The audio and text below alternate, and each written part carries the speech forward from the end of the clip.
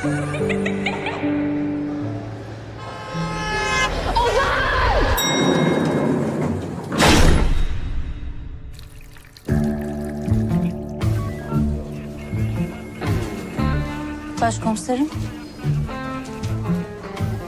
Kadir! Gel lan buraya. Oğlum sen beni katil mi edeceksin lan? Ha? İşe geldiğin yok. Bir işin ucunda tuttuğun yok. İçki sende, kumar sende, karı kız sende, her bok sende. Ulan eşkıya mısın, polis mi? Amına koy. Ha?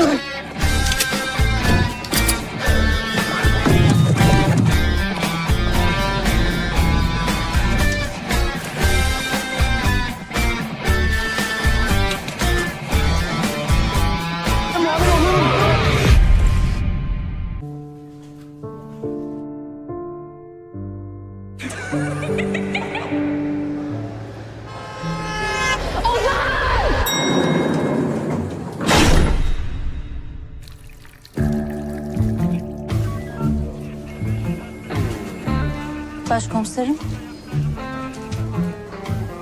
Kadir! Gel lan buraya. Oğlum sen beni katil mi edeceksin lan? Ha?